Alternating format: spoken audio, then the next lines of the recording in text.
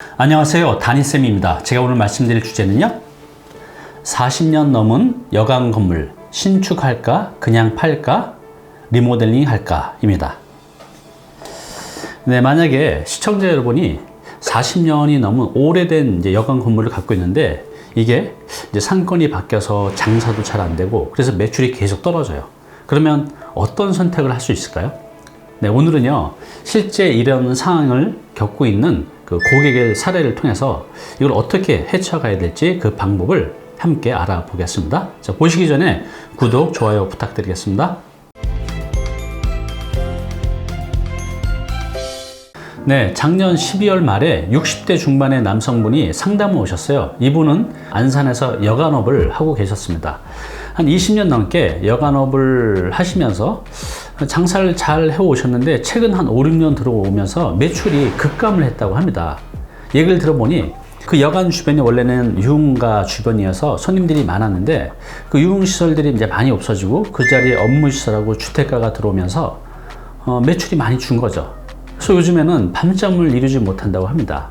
자, 이걸 어떻게 해결할 수 있을까요? 자, 지금부터 한번 그 고민을 해결해 보겠습니다. 네, 지금 보시는 이 건물이 그 여관 건물인데요. 한 40년 된 건물이에요. 이분도 이미 20년 정도 된 여관 건물을 인수해서 또 20년을 하셨기 때문에 건물이 이제 40년이 넘어서 많이 노화됐어요. 그리고 보시는 것처럼 주변이 이제 주택가로 바뀌고 있는데, 자, 그러면 지금 이렇게 매출이 떨어지고 있는 이 여관 어떤 방법이 있을까요? 크게 세 가지 방법이 있습니다. 첫 번째는 철거하고 새로 신축을 하는 겁니다. 한 40년이 넘게 되면 건물의 그 경제적 가치는 거의 제로라고 보면 되거든요. 그래서 이제 새로 신축을 하는 방법이 있어요. 또 두 번째는 그냥 매각하는 겁니다. 그냥 가장 편하겠죠. 매각하고 그 매각한 돈으로 또 더 좋은 지역, 또 더 좋은 상품의 재테크를 할 수도 있겠죠. 마지막 세 번째는 리모델링을 하는 겁니다. 이게 철근 콘크리트 조이기 때문에 튼튼해요. 그래서 지금 지역의 상황에 맞게끔 리모델링 하게 되면 신축의 효과를 만들어낼 수가 있어요. 이렇게 크게 이제 세 가지 방법이 있는데요. 자, 첫 번째, 신축을 이제 고려를 해봤는데 신축은 세 가지 이유로 포기를 해야 했습니다. 자, 첫 번째, 그 이유는 뭐냐면요. 일단은 그 주변 지역이 다 주택가예요. 여관을 지을 수는 있지만 주변의 민원 때문에 이게 사실 짓는다는 게 어렵다는 거죠. 그래서 이걸 이제 포기를 해야 됐고요. 두 번째는 뭐냐면요.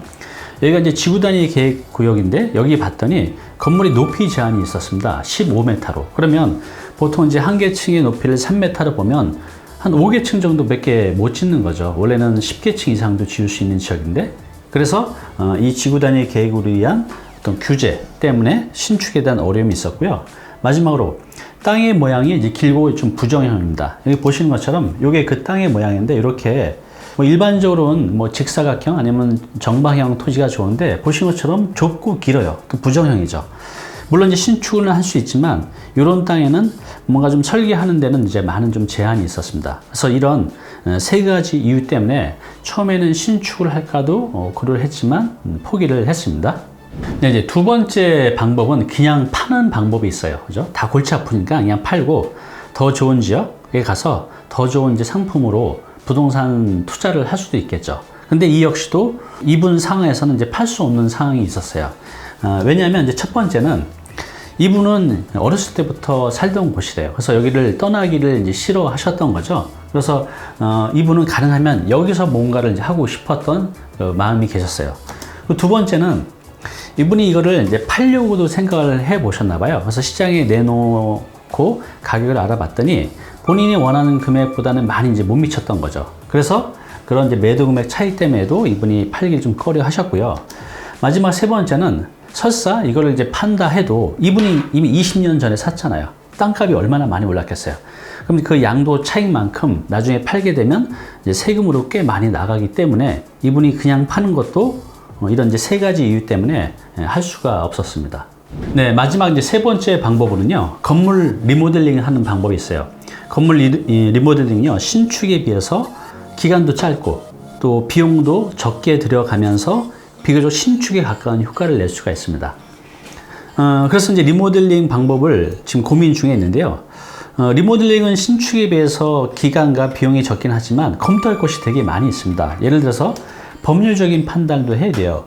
용도 변경한다고 하면 이게 가능한지, 또 중축은 가능한지, 이것들이 전부 다 법률적인 판단의 범위에 들어가거든요. 또 물리적인 판단도 해야 됩니다.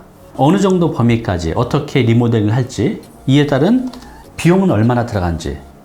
즉 리모델링 하게 되면 비용이 들어가잖아요. 그럼 비용이 들어간 것 대비 더 많은 효과를 내야 의미가 있겠죠. 자, 그래서 이렇게 이제 판단을 하고 시장 조사를 해보니 리모델링 하는 게 가장 적합하다는 판단을 현재까지 내렸습니다. 자, 그래서 어떤 걸로 용도 변경해서 리모델링 할 거냐 하면, 지역의 시장 조사를 해봤더니 그 생활형 숙박 시설이라고 있어요. 생활형 숙박업. 거주를 기반으로 해서 이제 숙박을 하는 업인데요. 이쪽 지역에 이런 수요가 굉장히 많이 있기 때문에 이것을 하게 되면 지금 여간을 하는 것보다는 훨씬 매출이 많이 나올 것으로 이제 판단이 됐습니다. 그래서 현재는 지역의 이제 상권 조사를 좀 더 면밀하게 해서 이 생활형 숙박으로 들어가는 게 확실히 괜찮은지를 한 번 더 판단하고요. 이에 따른 이제 비용도 함께 이제 검토 중에 있습니다. 그래서 이게 어느 정도 이제 결정이 나면 이분 같은 경우는 한 5월, 6월 경에 시작을 하려고 지금 이제 생각 중에 계십니다. 오늘 당신께서 해야 할 일이 있습니다. 네, 제가 오늘 설명 중에 생소한 단어가 하나 나왔어요. 무엇이었죠? 네, 바로 생활형 숙박시설입니다. 이걸 좀 제가 자세히 설명을 드렸어야 되는데, 또 이것은 제가 다음 기회에 이 생활형 숙박시설, 생활형 숙박업에 대해서 자세히 설명을 드릴게요. 오늘은 이 검색 엔진에서 이게 어떤 것인지 한번 검색해서 대략의 그 용어의 뜻을 먼저 확인해 보셨으면 합니다. 네, 우리가 부동산 재테크를 할 때 항상 고민이 있어요. 취득할 때, 또 갖고 있을 때, 팔 때 항상 여러 가지 고민과 걱정이 생겨나죠. 좀 전에 이제 말씀드렸듯이 어떤 물리적인 부분, 또 경제적인 부분, 또 법률적인 부분, 또 세금적인 부분, 이런 것들이 다 고민과 걱정이죠. 그런데 이런 것들을 내가 그때그때 적절하게 해결하고 그 방법을 찾지 못하면 불이익을 받게 되거든요. 앞으로도요, 부동산 재테크를 하면서 우리가 생길 수 있는 여러 가지 걱정, 고민들에 대한 해결 방법에 대해서 공유해 가겠습니다. 감사합니다.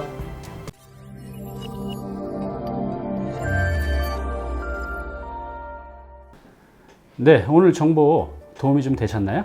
앞으로 이런 정보 계속 받아보실 분은요, 여기 구독 부탁드리고요. 그 다음에 오른쪽은 제가 추천한 영상입니다. 꼭 한번 보시기 바랍니다.